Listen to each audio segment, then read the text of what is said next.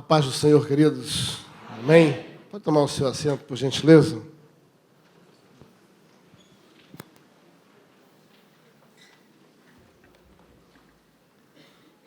Seria totalmente dispensável falar da alegria do meu coração de estar aqui, de uma maneira toda especial, não só pelo privilégio de ministrar a obreiros, a pessoas candidatas a obreiros, a ministros, a pastores, a toda a equipe pastoral de todo o campo.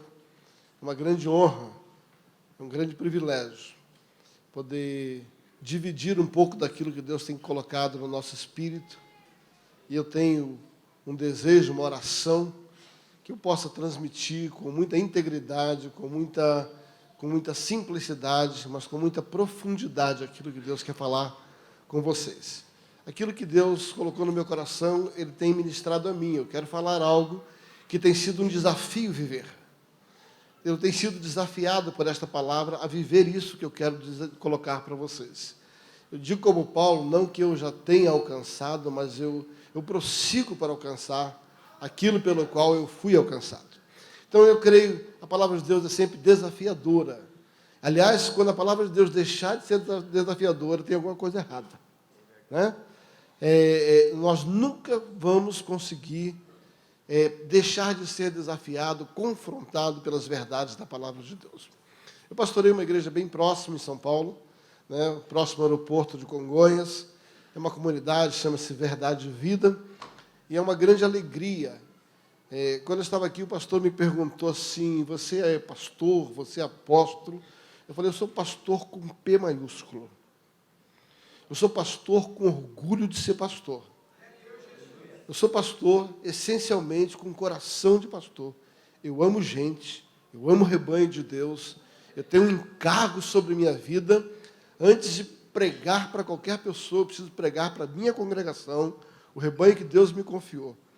Há uma passagem na palavra de Deus que um dia me chamou muita atenção, quando os irmãos de José leva seus irmãos para o Egito, e ali eles se defrontam com o faraó manda chamá-los, e quando o faraó manda chamá-los, o faraó faz uma pergunta: qual é a vossa ocupação?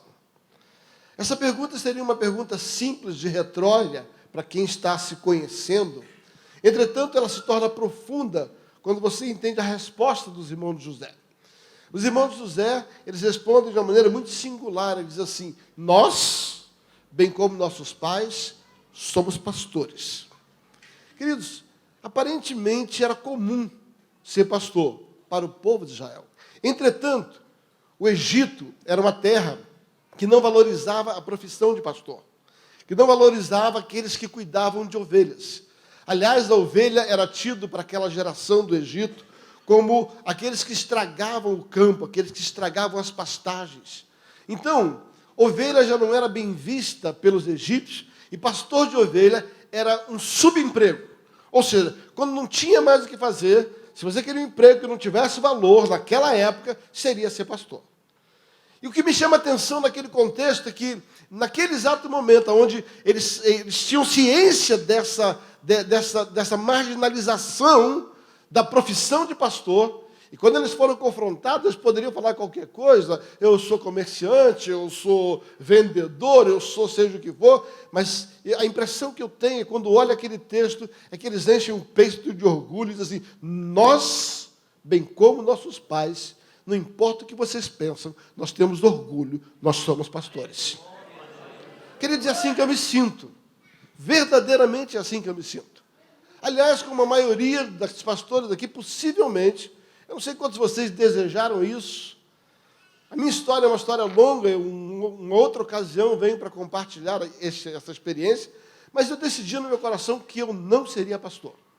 Queridos, é tão sério isso que eu estou dizendo para você, que no dia que eu fui me casar com a minha esposa, eu estava no seminário, eu estava cursando meu último ano de seminário, mas eu fui casar com ela falou assim: você vai ser pastor? Eu falei: não. Eu estou me aperfeiçoando na palavra, eu quero ser um obreiro, eu quero ser um obreiro aprovado. Eram 4 anos de seminário, eu estava no meu 3º ano de seminário teológico, muito puxado. E ela falou assim: você não vai ser pastor? Eu falei: não, não vou ser pastor.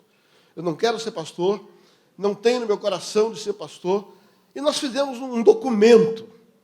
Nós fizemos um documento na ocasião, a respeito do nosso casamento, sobre quantos filhos nós queríamos. O que é que nós gostaríamos de fazer, quais eram as nossas metas e o que é que nós não faríamos. Eu me lembro que eu coloquei em letras bem destacadas, eu prometo que eu não vou ser pastor. E eu sou um homem de palavra, né? Hoje eu sou pastor. Né?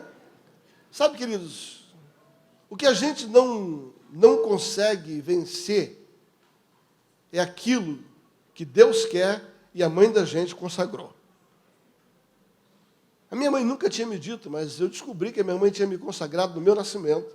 E ela falou assim, esse vai ser pastor. Não sou o primogênito, mas ela falou assim, eu tenho no coração que esse vai ser pastor. E sabe, queridos, eu tenho orgulho de ter me rendido, ter dito, eis-me aqui, para aquilo que Deus me chamou para fazer. Tá? Amo ser pastor hoje aqui, como pregador do Evangelho, como edificador da casa do Senhor. Quero compartilhar uma palavra de edificação, né? Eu quero dizer para vocês que isso é muito bom, me sinto muito feliz. Estou vindo de uma jornada a semana inteira. Eu estava pregando num congresso de pastores ali na cidade de Curitiba, desde terça-feira até a noite de ontem. Vim para casa de carro. Hoje nós tivemos um tempo descansado durante o dia. Vim exclusivamente por causa desse compromisso. Amanhã estou retornando para inaugurar uma igreja nossa no Paraná. Às 7 horas da manhã pego o avião, para as 6 horas da tarde estar no nosso culto. Tá? Então eu vim aqui porque eu entendo que é um encargo, há algo que Deus quer compartilhar com você. E a minha oração é que Deus possa falar com você nesta noite, em nome de Jesus. Abra sua Bíblia no Evangelho de Lucas, capítulo de número 7.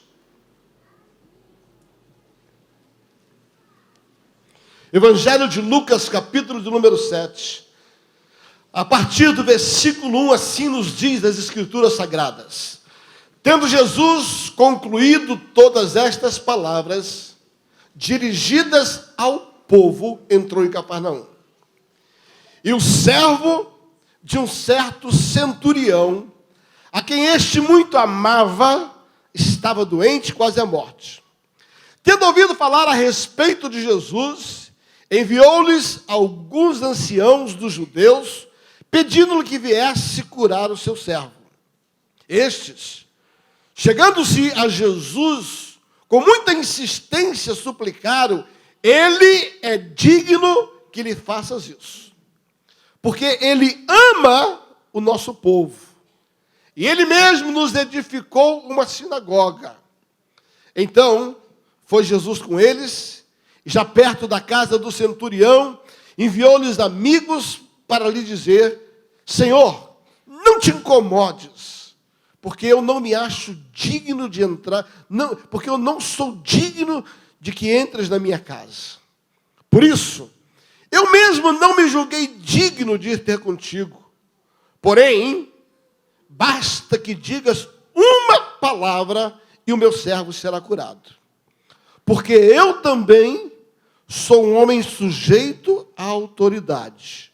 E tenho soldados nas minhas ordens e digo a este, vai e ele vai, a outro vem e ele vem, e ao meu servo faz e ele faz.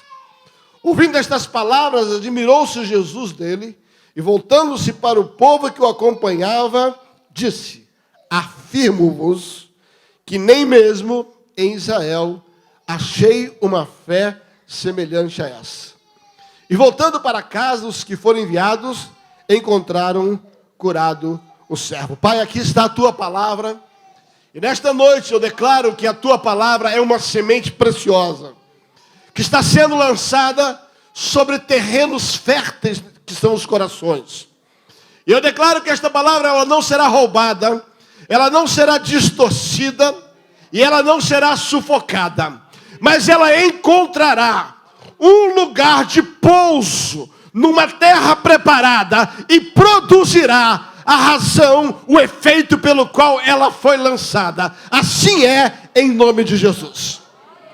Queridos, é interessante você entender que quando você estuda a palavra de Deus, principalmente os evangelhos, a vida de Jesus e os seus discursos, você vai ver que não foi muito comum Jesus elogiar pessoas, principalmente a sua fé. Algumas vezes, não muitas vezes, Jesus, ele procedeu a respeito de alguns elogios públicos a respeito de um procedimento, de um comportamento.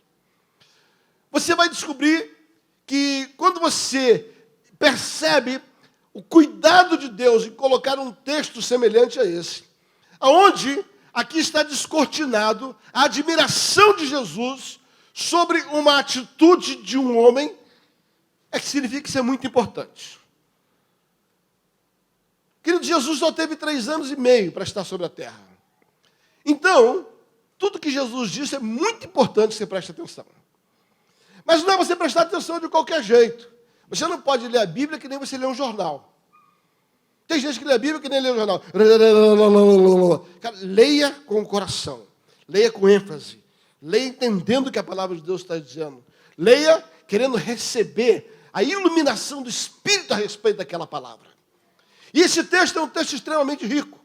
Extremamente rico, principalmente para obreiros da casa do Senhor. Principalmente para aqueles que estão em processo de treinamento, aqueles que já estão em treinamento, aqueles que já estão servindo a casa, seja pastores, presbíteros, diáconos, seja a função que você tiver, ou como um candidato em ação, estas palavras são palavras de orientação que podem nortear o nosso ministério. Essas palavras foram palavras que Jesus declarou a respeito de atitudes, de comportamento, a respeito de uma orientação, de algo muito precioso que esse homem tinha. Primeira coisa que eu quero que você entenda é que Jesus não faz acepção de pessoas.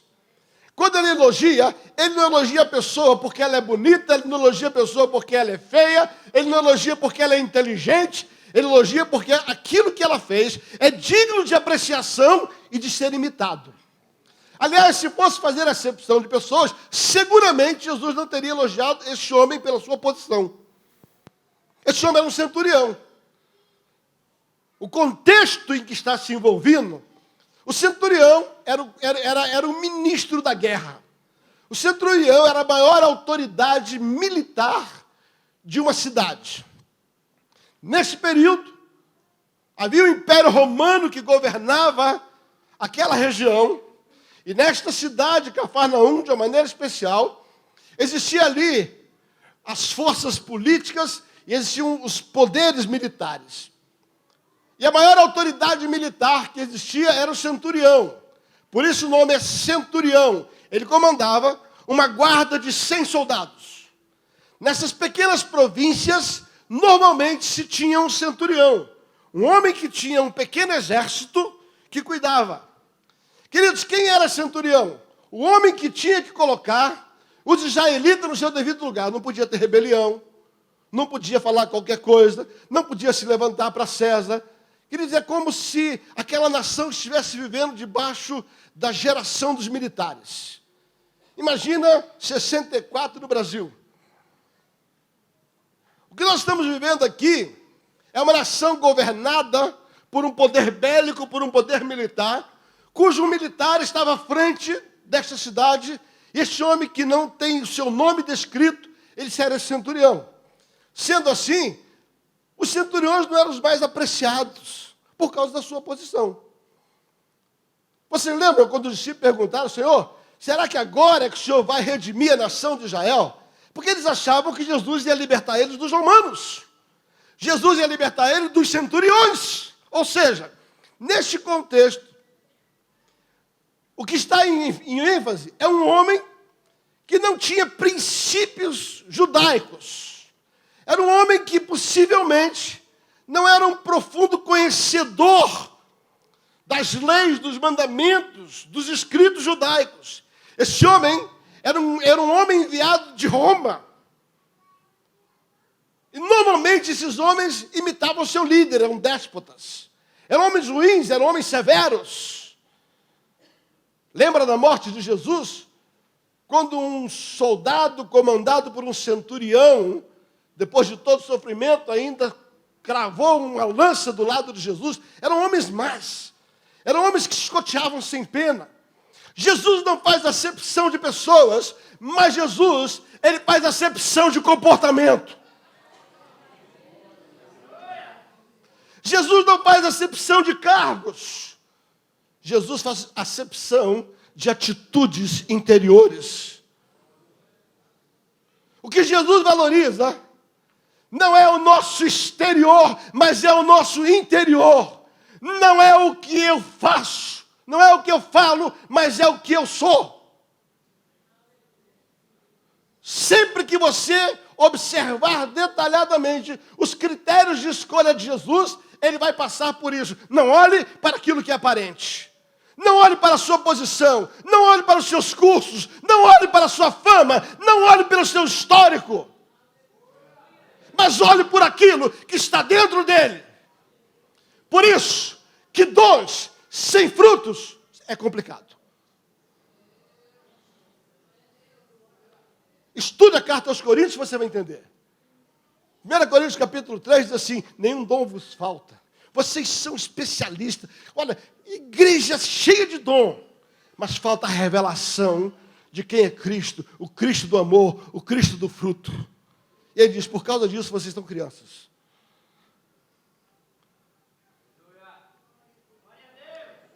O que a Bíblia Sagrada, e eu quero começar a dizer, é que como obreiro, o que importa para o Senhor é aquilo que está dentro da gente, é a motivação que nos leva a obrar, a fazer a obra. E aí é uma pergunta que você tem que se responder. Tivemos hoje aqui algumas pessoas sendo consagradas, separadas, como diáconos, como presbítero, e é isso que é a igreja, uma igreja dinâmica, viva, tem que fazer isso. Agora, queridos, nós temos que cada um julgar. A Bíblia diz que nós temos que julgar a ninguém, temos que julgar a nós mesmos. Qual a minha motivação em obrar na igreja? Qual a motivação em fazer parte da obra da igreja? Eu estou em busca de quê? Quem é que vai lucrar com aquilo que eu faço? Jesus não faz acepção de pessoas. Por isso, Jesus não tem problema nenhum em elogiar um homem que é um centurião. Aliás, houve um outro centurião em Atos capítulo 10, chamado Cornélio. Esse a Bíblia descreve seu nome. Que era também um centurião. E a Bíblia diz que esse centurião, era um homem que temia Deus sem conhecer Deus. Ei, deixa eu contar um segredo para você. Tem muita gente que nunca pisou na igreja e teme a Deus muito mais do que muita gente que vive dentro da igreja.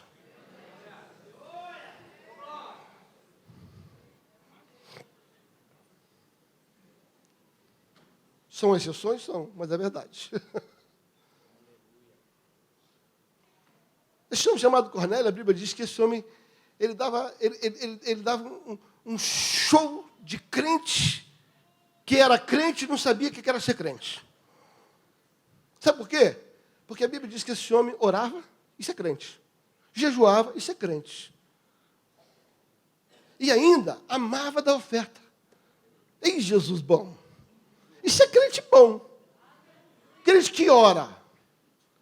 Crente que jejua. E crente que toca no bolso para abençoar a obra de Deus. Isso é crente bom. Esse homem era crente e esse é crente. Me lembro que meu pai se converteu aos 52 anos de idade. E eu batizei meu pai. Ordenei meu pai ao diaconato. E com muita alegria, quando meu pai veio a falecer, não por ter falecido, a minha alegria foi saber aonde ele vai morar o resto da vida. Mas o meu pai era um homem que passou todos esses anos, e eu dizia assim, pai, eu sou igual feijoada. Como assim? O senhor tem cara de crente, se comporta como crente, age como crente, dá dinheiro como crente, coopera com a igreja como crente, mas nunca assinou a ficha de membro, não é crente. Não é assim? A feijoada é assim? Tem cara de porco, tem focinho de porco, tem rabo de porco, mas não é porco.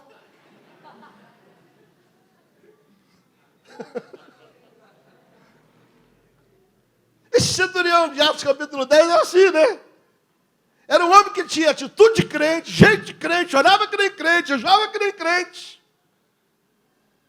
Deus olha o coração desse tipo de gente e vem socorrer. Sabia que Deus contempla a inocência do coração de pessoas que estão lá por ignorância? Deixa eu contar um segredo para você aqui. Está um texto na Bíblia Sagrada que Abraão um dia, com medo de morrer, fez um conchavo com a esposa lá, falou, diz que você é minha prima e está tudo certo, e depois te acerta as contas. E ela disse, o tal do rei foi lá, e naquela cultura, o rei podia se apoderar de uma mulher, se ela não fosse casada, né? E ele, sabendo que aquela mulher não era casada, e se engraçou, botou ela lá nos banhos, preparado no banho, entendeu? E na noite H, ele vai chamar o dia em que a Sara ia entrar para coabitar com ele rei. Naquela noite, a Bíblia diz que Deus veio e tira o sono dele. Entra no sono dele e fala assim, meu filho, faz isso não, pega essa mulher não, rapaz. Não pega essa mulher não, ela tem marido. Sabe o que aquele rei ímpio falou? Na inocência do meu coração, eu ia pegar ela. Eu ia pegar ela na inocência do meu coração. Eu não sei o que aquela... Aí Deus falou assim, porque vi a inocência do seu coração, desci para te livrar. Homem que nem Cornélio são homens que ainda não se depararam com a verdade, mas a inocência do coração dele atrai Deus.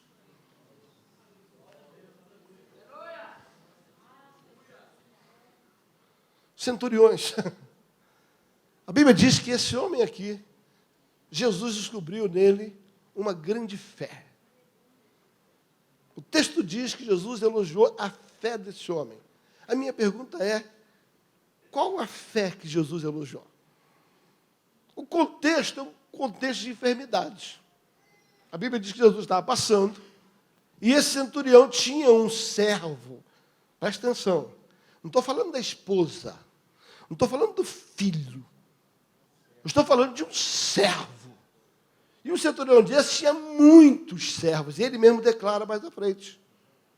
Ele tinha muitos servos, mas é o tipo de gente que tem um coração bondoso. Não importa quantas pessoas o servem, todos são importantes. E quando ele vê aquele servo, querido, adoecendo e quase morrendo, aquele homem poderoso, aquele homem que não precisava do favor de ninguém, aquele homem se humilha e diz assim, vocês aí, vocês por gentileza, dá para pedir ao tal de Jesus lá? Eu ouvi falar, a Bíblia não diz, mas é claro, se ele mandou chamar Jesus, é porque ele ouviu falar de Jesus. Entende? Eu ouvi falar que Jesus cura, manda Jesus, dá para Jesus lá na minha casa, curar meu servo. Querido, esse homem, ele ficou devendo favor para aquelas pessoas. Jesus elogia esse homem pela sua fé. E o texto continua dizendo que Jesus vai até lá e quando Jesus decide ir até a casa dele, ele fala, não vai lá em casa não, a minha casa não é digna do senhor entrar não, o senhor é bom demais, minha casa não dá para gente boa assim não. Ele olha para si e diz assim, não, eu não sou digno não entra na minha casa não. Aliás, para ser sincero, eu não sou digno nem de encontrar o senhor. Agora é o seguinte, manda uma palavra lá e meu servo será curado. Agora, deixa eu falar um segredo para você, presta atenção aqui, ei, presta atenção.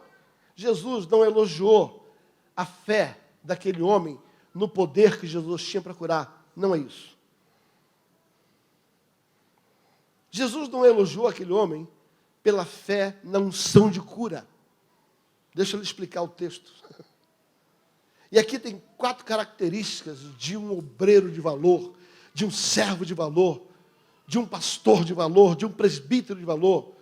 Primeira característica de alguém que é aprovado dentro da sua obra.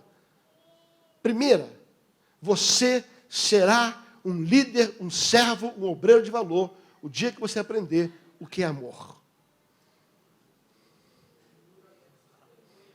A Bíblia diz que esse homem tinha um servo a quem ele muito amava.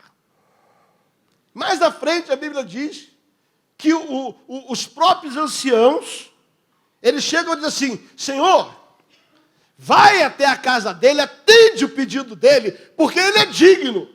Inclusive, ele ama a nossa nação. Então, nesse texto, por 2 vezes, é relatado uma característica que chamava a atenção de Jesus. Amor. Agora, queridos, amor é uma palavra romântica. Amor é uma palavra vulgarmente citada muitas vezes. Agora, o que é amor biblicamente? O que é amor? Jesus define. Ninguém tem uma dimensão maior de amor, ou seja, a maior dimensão de amor. Ninguém tem maior amor do que neste nível de dimensão, do que aquele que dá. Preste atenção.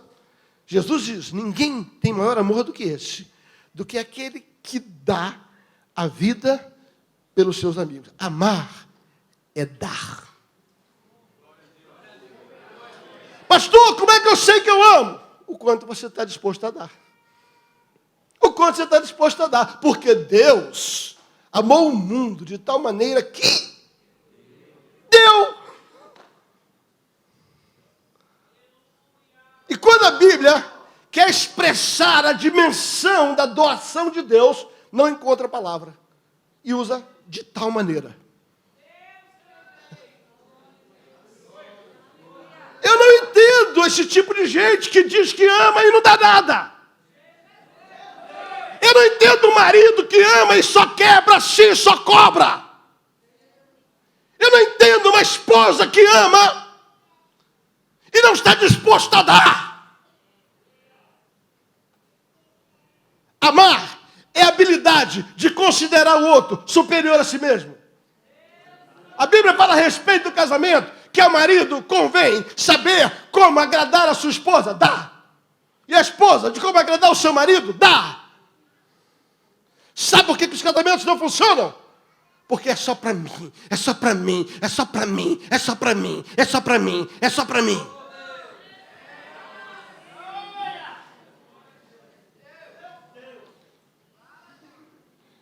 Por isso que aquela frase célebre de tantos pregadores a respeito de casamento diz, você não se casa para ser feliz, você casa para fazer alguém feliz.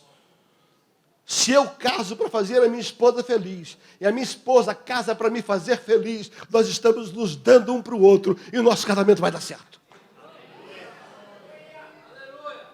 Amar é dar, queridos. Amar é dar.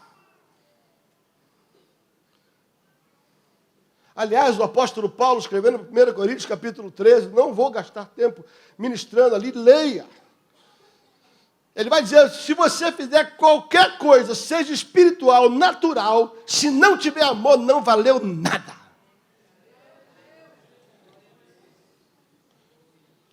Amar é dar. Mas deixe-me repartir com você uma revelação de amor que Deus me deu. 1 Crônicas, capítulo número 29, quando Davi foi privado por Deus de construir o templo, e Deus indicou a Salomão como seu filho, Davi falou assim, eu vou provar que eu não estou atrás de botar meu nome num templo. Já que Deus não deixou eu fazer, eu vou dar o que eu puder para que esse templo funcione, porque o importante não é que meu nome seja dito, o importante é que o templo saia. E aí, em 1 Crônicas, capítulo número 29, ele faz aquela assembleia preciosa. Vocês estão aí para construir, vocês estão aí para poder ampliar, então preste atenção no que eu vou dizer para você. 1 Crônicas, capítulo número 29, Davi chama o povo, reúne todo mundo, reúne a congregação. No versículo 3, ele diz assim, por amor à casa de meu Deus. Preste atenção. Ele diz assim, porque eu amo a casa de meu Deus. Então ele está declarando assim, ó, tudo que eu vou falar e tudo que eu vou fazer é expressão de amor. É assim, por amor à casa do meu Deus. Aí no versículo ele diz assim, com toda a minha força, tenho preparado para a casa de meu Deus. Querido, quem ama, gasta tempo. Quem ama, se empenha. Quem ama, se dedica. Quem ama, dá parte.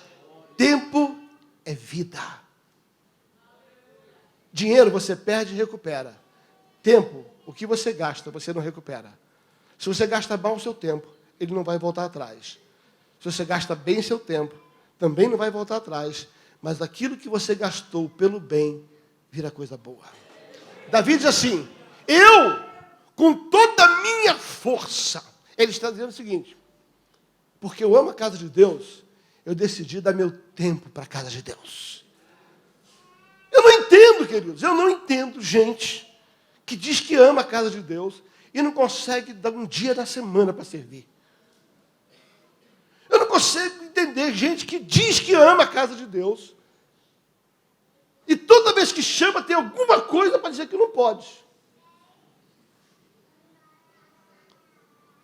Queridos, vocês não foram chamados para ser obreiro, para andar com o título e o crachá de obreiro. Vocês foram chamados para trabalhar.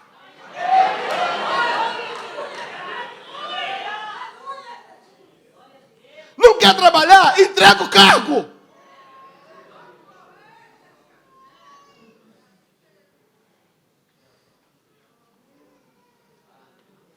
Eu não pedi para estar aqui. Esse convite eu recebi por FaceTime dos Estados Unidos. Foi ou não foi?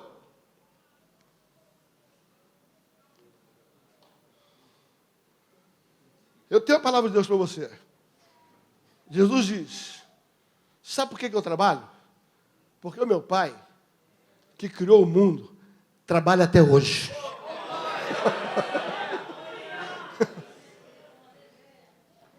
Se Deus trabalha, se Jesus trabalha, em nome de Jesus, não fica, sabe, garganteando que ama. O apóstolo João diz assim: se você ama, não fica dando linguada. Não ame de língua. Amar de língua, fica eu amo. Querido, desculpa, amor não é lambida.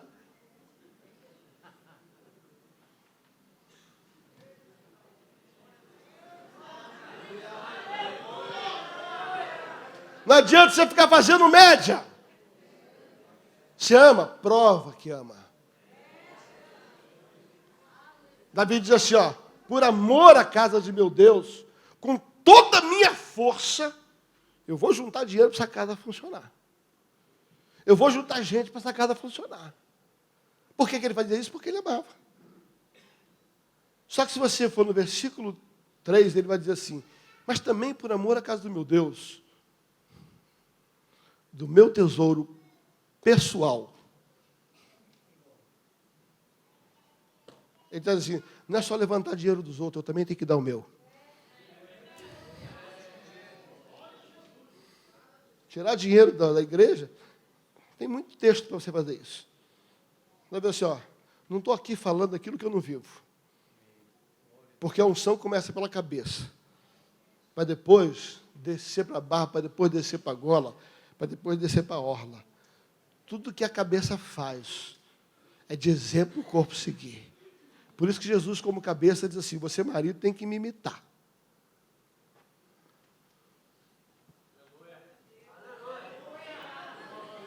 Esses dias, julho do ano passado, eu cheguei de viagem.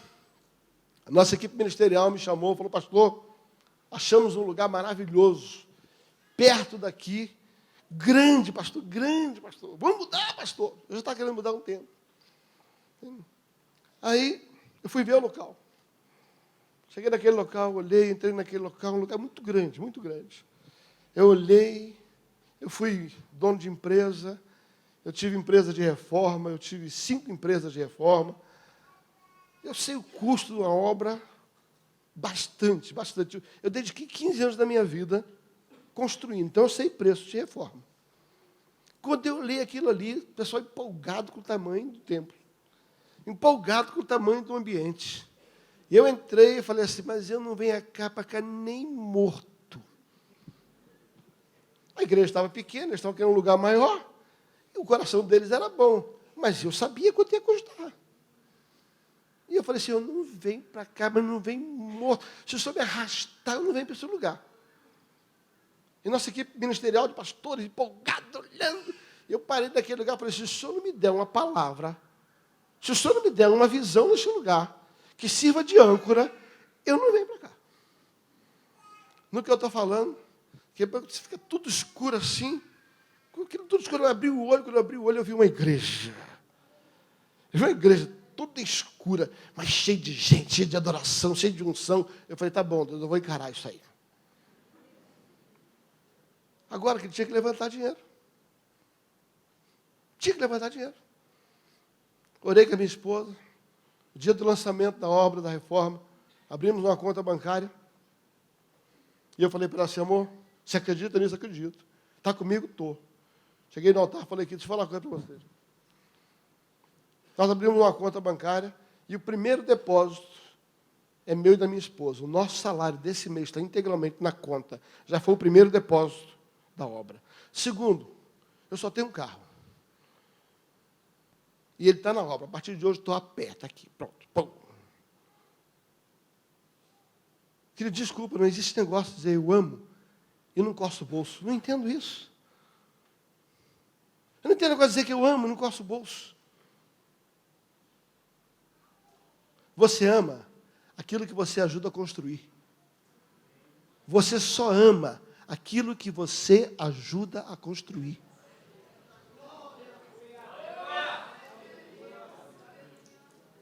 E você ajuda a construir quando você gasta tempo.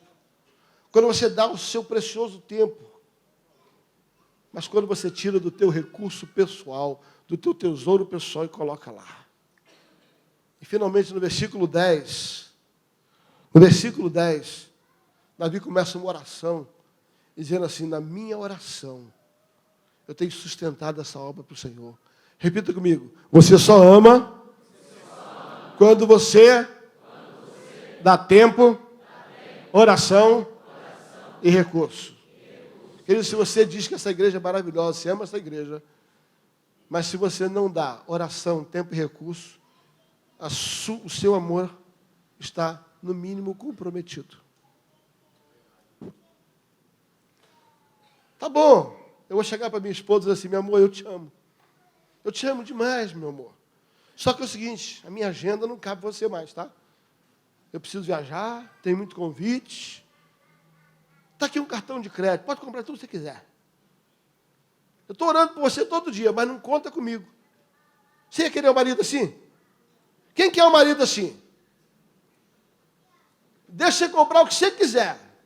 Na Vivara, na Corelo, né? Você pode comprar o sapato que você quiser, a bolsa, vai cocó que você quiser, cartão ilimitado. É um servo de Deus, ora. Mas não dorme uma noite com você, não gasta um dia com você, não ouve você. Quem quer casar com um homem desse? Por que o pastor tem que casar com um obreiro? Que não quer dar seu tempo. Tá bom, vou dar tempo para minha esposa, tá bom? Eu vou dar tempo, é o seguinte, vou dar tempo para você, vamos ter muito tempo juntos, vamos assistir televisão, vamos passear, vamos ler a Bíblia, vou orar com você, mas não te dou um centavo. Quem quer casar com um homem desse? Tá bom. Eu vou te dar dinheiro, eu vou te dar meu tempo, mas é o seguinte, não vem com esse negócio de oração, não. Eu não vou orar por você nunca. Quem quer casar com um homem desse? Esse tipo de gente não ama. Ei, é a mesma coisa, o obreiro com a casa de Deus. Se você não aprender a dar seu tempo, sua oração e o seu recurso, o seu amor é comprometido. Por que esse centurião tinha valor? Por que Jesus achou valor nesse centurião? Porque ele amava. E o texto diz, ele amava tanto, que ele construiu com os seus recursos uma sinagoga. Segunda coisa importante, que Jesus olhou para esse homem, e ele falou assim, esse homem, ele tinha valor, porque ele era humilde. Segunda característica de um obreiro aprovado. Segunda característica de um homem que é aprovado por Deus. Humildade. Se você for para o texto, no original, você vai entender. Aqueles homens chegam assim, Senhor, vai à casa dele, porque ele é digno. Qual é a resposta? Quando alguém pensava naquele centurião, dizia assim, ele merece. Ele é digno. Mas quando Jesus vai para a casa dele, ele manda uma mensagem. Senhor, não entres na minha casa, porque eu não me considero digno. Sabe qual é o verdadeiro elogio? Não é aquele que você faz de você, é aquele que os outros fazem de você. Esse dia eu li uma frase do Rodolfo Abrantes, gostei muito. Gostei demais da frase dele. Liguei para ele, pedi permissão para usar a frase dele. Ele postou o seguinte no Facebook dele: fale muito de Jesus. Repita comigo: fale muito de Jesus. Diga assim: fale pouco de si mesmo. E não fala nada dos outros. É de Deus isso.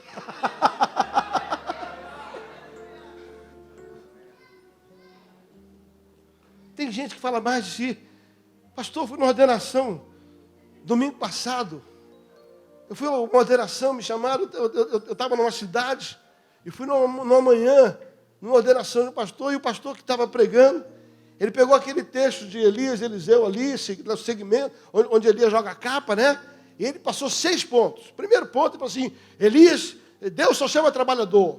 Aí passou o ponto e falou assim: eu sou trabalhador. Ih, eu trabalho desde a minha criança. Por que eu? Segundo, tem que ser desprendido. Ele deixou todos os bois. Eu sou desprendido. Tem que aprender a honra. Ele foi honrar o pai dele.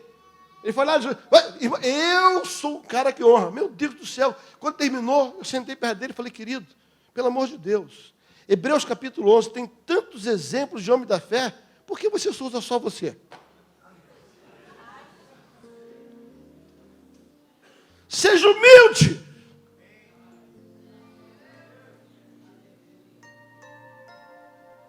Não é o que você fala de você, não é o que você pensa de você. Segunda coisa que Jesus viu e diz assim: esse é bom. Humilde. Seja humilde. Porque aos soberbos, Deus não deixa se aproximar dele, Deus resiste. Sabe como é que eu vejo o soberbo? Aquele que vai orar e Deus falou assim: não, nem te ouço. Terceira característica é a fé, e não vou falar sobre isso porque estamos entre obreiros. Mas eu quero terminar com a quarta característica.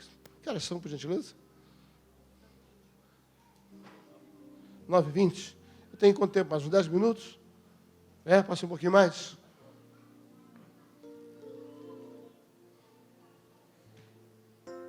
Na verdade, eu vim aqui para falar sobre essa quarta característica.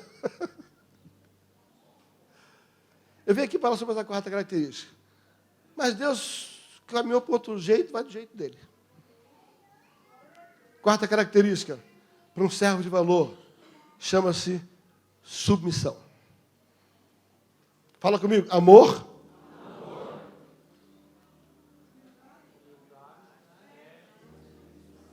Diga assim: amor.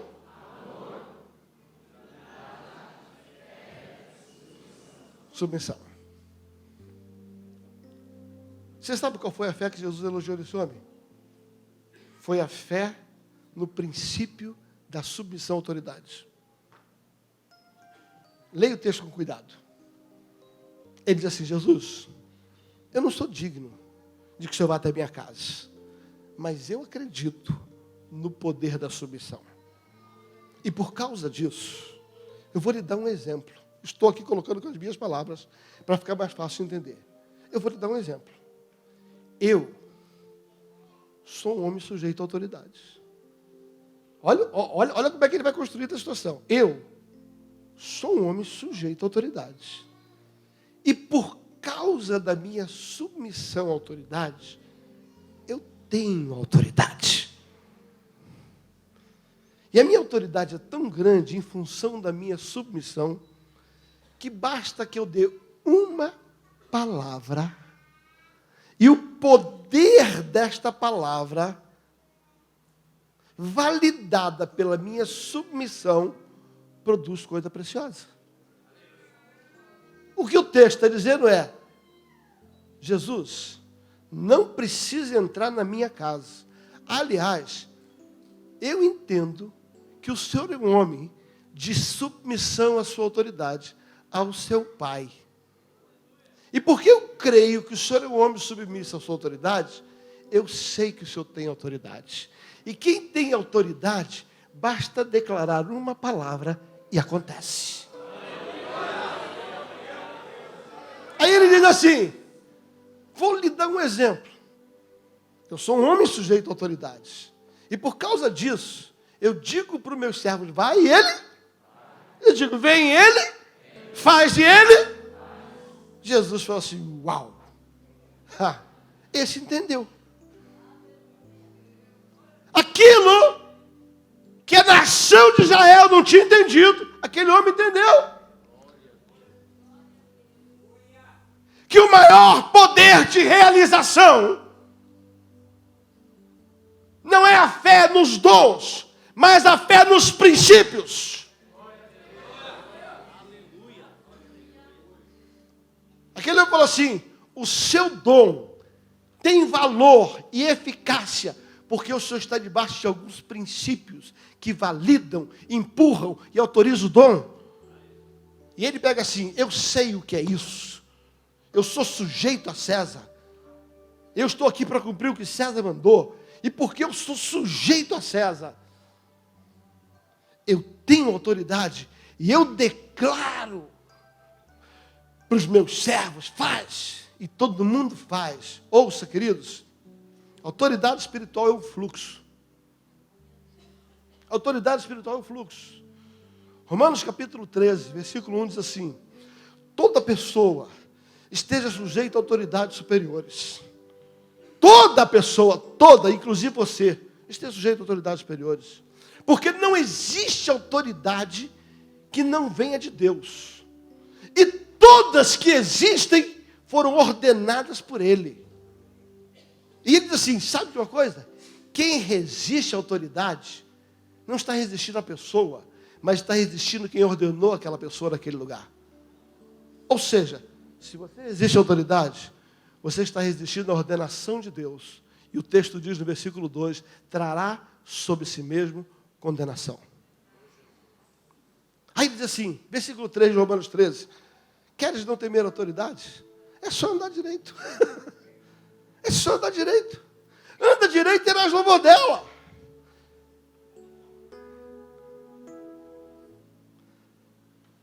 E aí, o escritor aos Romanos, ele vai dizendo o seguinte. Porque é importante que por causa da consciência para com Deus. Eu vou concluir com isso. Outro dia a gente anda mais nesse tema. Repita comigo, consciência para com Deus. De novo, consciência para com Deus. Queridos, se até aqui a palavra não falou com você, guarda o que eu vou dizer agora. Guarda isso. O texto de Romanos, capítulo 13, diz, por causa desta consciência para com Deus, aprenda a ser submisso. 1 Pedro, capítulo 2, versículo 18 em diante, diz o seguinte.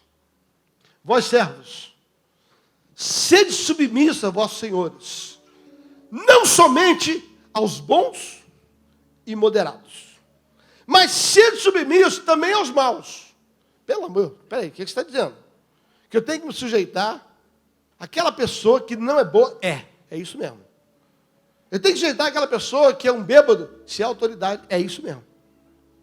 Eu tenho que me submeter até àquela pessoa que está delirando e de repente até está servindo a Satanás, se é autoridade sobre a sua vida, você tem que submeter a ela. Estude a diferença de submissão e obediência, não tenho tempo de explicar. A submissão é incondicional, a obediência é relativa. A Bíblia diz, sede submissos a vossos senhores, não somente aqueles que são bons, equilibrados e moderados, mas também aos maus. E ele diz assim, porque isto é agradável a Deus. Olha o que agrada a Deus. Sabe o que é agradável a Deus? Que quando, por causa da consciência para com Deus, a mesma expressão de Romanos 13, quando fala sobre autoridade, ele fala em 1 Pedro, capítulo 2.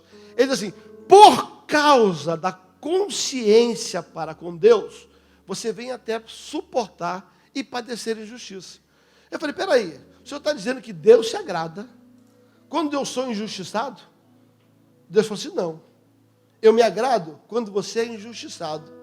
E por causa da consciência de quem eu sou e como eu ajo, você não reage. Ei, você não entendeu? Você não entendeu? Glória a Deus! Diz assim, Deus é justo. Não, diga, Deus é justo. Diga assim, Deus é justo. Deus é o quê? Justo. Quem Deus é? Justo. Agora diga assim, Deus não folga com a injustiça.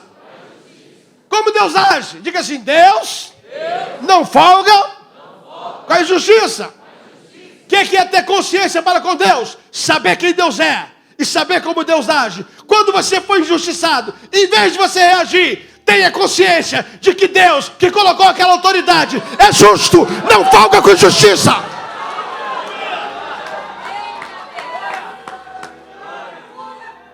Sabe qual é o nosso problema? É que a gente quer ser melhor do que Deus. A gente acha que a gente tem a solução melhor do que Deus. Aí você está debaixo de um crápula, de um déspota, de um maquiavélico, que de alguma maneira está na sua vida, seja no seu trabalho, seja no governo, seja na igreja. Aí, esta pessoa desavisada comete uma injustiça contra você. Sabendo que esse trem é um trem ruim, você vai dar hora assim, não vai ficar barato. E você assim, eu fui injustiçado. Que ele preste atenção. Pastor, eu me ofereço para vir aqui só para ministrar esse texto de 1 Pedro, capítulo 18. Esse texto diz assim, presta atenção. Presta atenção, esse texto diz assim. Que vantagem tem se você cometer um erro e pagar por isso? Foi colheita. Agora, quando você não cometeu erro nenhum, e mesmo assim você é injustiçado, é isso que agrada a Deus. Quando você, por causa da consciência, não reage. Cristo vos deixou um exemplo. Sigai as vossas pisadas, porque sendo desbofeteado, não reagia. Sendo injuriado, não reagia. Ou seja, sendo injustiçado, ele não reagia. Antes, entregava para aquele que julga retamente. Sabe o que Pedro está dizendo? Pedro está dizendo o seguinte, ei, presta atenção. Se você cometer algo errado e for punido por isso, fica quieto. Receba a repreensão e mude. Mas se você estiver certo, não tiver feito nada, e aquela pessoa que tem uma posição de autoridade, de alguma maneira, cometeu uma injustiça contra você, em vez de você procurar os seus direitos, em vez de você reagir contra elas, tenha consciência de que foi Deus que colocou ela ali, porque toda autoridade é colocada por Deus. E que Ele é justo. E que Ele não foca a justiça. Logo, em vez de reagir, eu entrego para Ele. Eu vou encerrar da seguinte maneira. Por gentileza, solta sua mão e faça um desenho no ar. Faz uma bolinha assim, diz que sim, uma bolinha aqui. Agora põe uma bolinha no meio. E põe uma bolinha embaixo. Você conseguiu imaginar? 3 bolinhas aqui? Diga assim, essa bolinha de cima é Deus. Essa bolinha do meio é autoridade. E essa bolinha embaixo sou eu. Diga assim, Romanos, capítulo 13, diz, toda pessoa, estou falando de mim, toda pessoa, esteja sujeita à autoridade. Vai, vem comigo, vai lá, na bolinha, bota o dedo aqui, vai lá. Toda pessoa esteja sujeita à autoridade. Porque não tem autoridade que não venha de Deus. Diga assim, logo, Deus colocou esta pessoa em posição de autoridade sobre a minha vida. Quando esta autoridade comete uma injustiça contra mim, diga assim, está escrito que essa autoridade injusta comete uma justiça contra mim e eu reajo, vou contra ela, buscando os meus direitos, e ela vem contra mim, e eu vou contra ela contra mim, eu contra ela contra mim. Quem está de fora?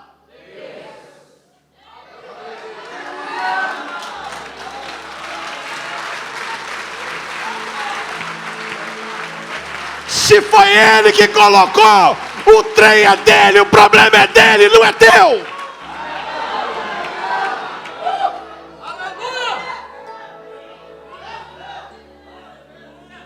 Mas você não conhece meu marido. Você não conhece meu chefe. Você não conhece meu patrão. Você não conhece meu pai. A Bíblia não faz exceção. Leia em casa, dever de casa. Dever de casa para o obreiro. Leia Romanos 13, de 1 até 5, você vai entender. Está escrito lá. Foi Deus que colocou aquela autoridade. Leia 1 Pedro capítulo 2, do versículo 18 em diante. Você vai entender que Deus manda nós termos consciência de quem Ele é, de como Ele age. E de Jesus deixou o exemplo. Qual foi o exemplo? Sendo injustiçado, não reagia. Sendo esbofeteado, não reagia. Antes, entregava para aquele que julga retamente. Volta para a sua bolinha, diga assim: quando esta autoridade comete uma injustiça contra mim, e eu vou contra ela, eu estou dizendo: Deus, foi o Senhor que colocou ela aí, mas não se meta, deixa que eu resolvo. Fique em pé, por gentileza. Nós estamos acabando. De novo, continua na sua bolinha aí. Pega a sua bolinha e diz assim: mas quando esta autoridade comete uma injustiça contra mim, e por causa, faz assim, e por causa da consciência que Deus é e quem Ele age, a minha consciência, no ato da injustiça, vai ser ativada e vai dizer: Deus é justo. Não falta a justiça. Não esqueça. Deus é justo. Não falta a justiça. Quando esta autoridade comete a justiça contra mim, e ao invés de eu ir contra ele, eu entrego para aquele que julga retamente, eu estou dizendo: eu confio no Senhor.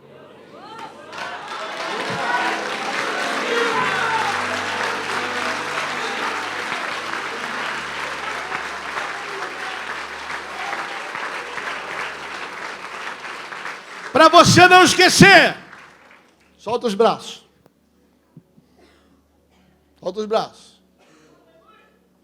Diga assim: quando uma autoridade, aponta o dedo, quando uma autoridade, não aponta para cá não, gente, pelo amor de Deus. Aponta para qualquer lugar, para a parede. Diga assim: quando uma autoridade comete uma justiça contra mim, e eu estendo a mão para reagir, para fazer justiça, Deus cruza os braços. Mas quando eu, sendo injustiçado por uma autoridade, por causa da consciência, não é fácil levar desaforo, ser injustiçado, mas por causa da consciência, ao invés de estender a mão, eu cruzo os braços, Deus estende a mão.